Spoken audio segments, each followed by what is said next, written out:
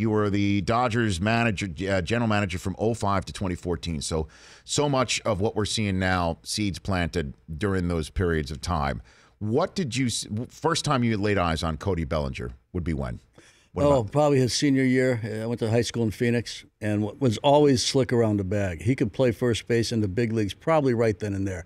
A little bit of experience, really great athlete, but had a great mind for the game. And as a young kid, to be able to slow a game down and to play it almost in snapshots instead of a movie type thing. We watch a game, we watch it like in a movie, right? Mm-hmm. Guys like that, Bellinger, Seager, the greats of the game, especially the young guys that can do it, they break it down almost in snapshots, and they can slow the game down, kind of analyze it pitch by pitch. Mm-hmm. He had that ability right away. Dad played in the big league, so he had a little bit of the DNA. Yeah, I remember Clay from his Cup of Coffee, a couple of years with the New York Yankees. Again, Ned Colletti, the general manager for many seasons for the LA Dodgers, here in the Honda Insider Report on the Rich Eisen Show. How can you look at a high school kid and say that kid can play in the major leagues?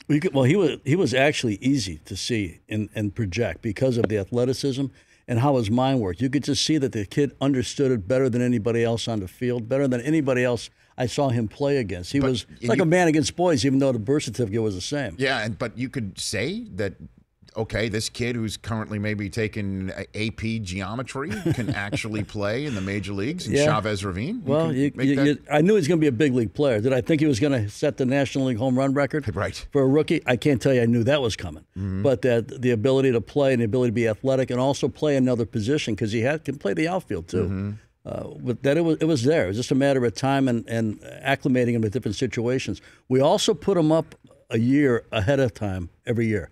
He ended up playing with older kids, older young players, professional players every season to kind of test him and to kind of keep the competition at a peak higher than him so he could reach it. He didn't play with guys of equal ability. He played with guys for a while of more ability, more maturity that he had to kind of grow into, and he did. And Seager was another one of those guys? Almost identical. Seager's got the way his mind works is unique for his age. You'll have a conversation with him as an 18, 19, 20-year-old. You thought you'd be talking to somebody 30 years old because he just has a presence to him.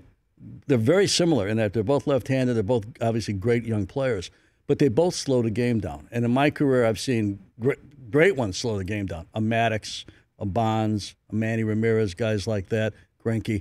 But these kids at that age, unique to have that ability. The Rich Eisen Show, weekdays at noon Eastern on radio stations across the country and audience.